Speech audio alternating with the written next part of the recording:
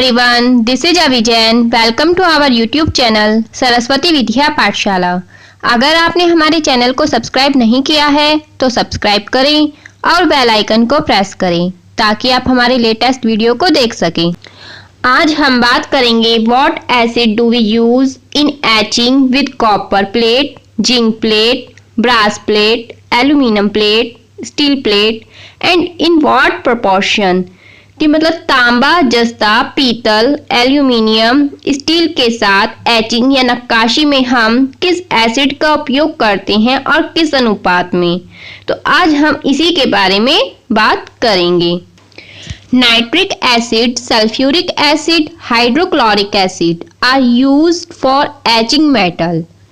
3 part water and 1 part nitric acid can be used for etching zinc and steel, while for copper we use ferric chloride।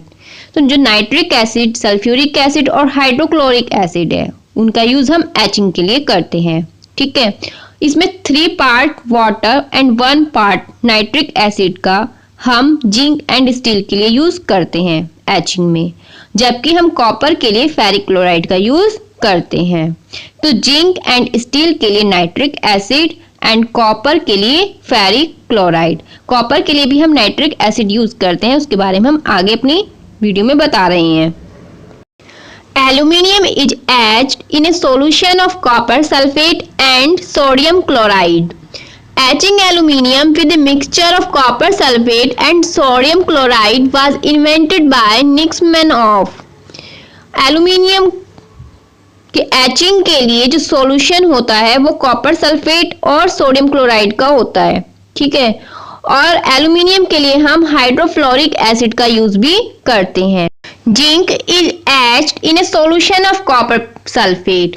अब zinc plate के etching के लिए हम copper sulphate का use करते हैं। हमने पहले बताया था नाइट्रिक एसिड का भी यूज कर सकते हैं और कॉपर सल्फेट का भी हम यूज कर सकते हैं। अगर हमें जिंक प्लेट पर डीप एचिंग करनी है तो उसके लिए 200 grams of copper sulphate to 100 grams of copper sulphate to 1 litre of water, मतलब 200 ग्राम कॉपर सल्फेट होगा और 1 लीटर हम पानी का प्रयोग करेंगे।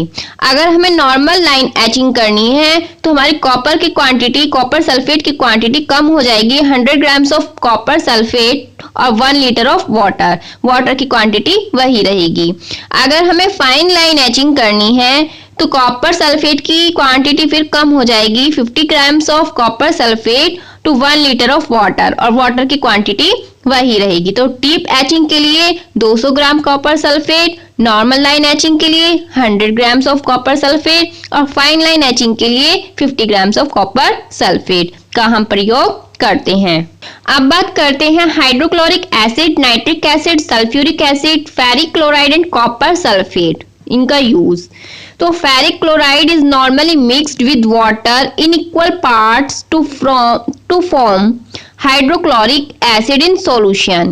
It's more commonly used to etch copper, but it also works well to etch stainless steel। जो ferric chloride है वो नॉर्मली मिक्स्ड किसके साथ है? वाटर के साथ, and equal parts to form hydrochloric acid और हाइड्रोक्लोरिक एसिड्स। तो मेनली जो इसका यूज होता है वो कॉपर के एचिंग के लिए होता है, बट इसका सबसे अच्छा प्रयोग स्टेनलेस स्टील पर भी होता है। तो ferric chloride plus hydrochloric acid and water, इनको प्लस करके हम एचिंग के लिए कॉपर में भी यूज कर सकते हैं और स्टेनलेस स्टील में भी इसका यूज कर सकते हैं। Copper sulfate is better suited to etching milled steels than stainless steel. It is best mixed in a 1:1 ratio with sodium chloride. Milled steels मतलब नरम steels, मुलायम, सॉफ्ट, और स्टेनलेस स्टील जिसपे जंग नहीं लगता है। ओके, तो कॉपर सल्फेट जो है वो एचिंग के लिए किसके लिए बेस्ट है? मिल्ड स्टील्स के लिए। स्टेनलेस स्टील की अपेक्षा वो मिल्ड स्टील्स के लिए बेटर है। और it is best mixed into 1:1 ratio with sodium chloride, और इसका जो मिक्सचर होगा वो किसके साथ होगा? सोडियम क्लोराइड के साथ होगा। Copper sulphate plus sodium chloride, और रेशियो क्या रहेगा? 1:1 का, मतलब जितना कॉपर सल्फेट होगा उतना ही सोडियम क्लोराइड होगा। तो इस रेशियो से हम मिल्ड स्टील पर एचिंग अच्छे से कर सकते हैं। For steel etching, nitric acid is commonly mixed in a ratio of 1 part nitric acid to 3rd part water. It can also be mixed with acetic acid in a 1:1 ratio or with hydrochloric acid. जो nitric acid है वो steel के etching के लिए क्या ratio रहेगा? 1 part तो nitric acid का रहेगा और 3 पार्ट वाटर रहेगा। और हम इसको एसिटिक एसिड के साथ भी मिक्स कर सकते हैं। किसको? नाइट्रिक एसिड को। Nitric acid plus acetic acid, उसका रेशियो क्या रहेगा? 1:1 का। ठीक है। और हम नाइट्रिक एसिड को हाइड्रोक्लोरिक एसिड के साथ मिक्स करके भी स्टील पर एचिंग कर सकते हैं। उसका रेशियो भी 1:1 का ही रहेगा।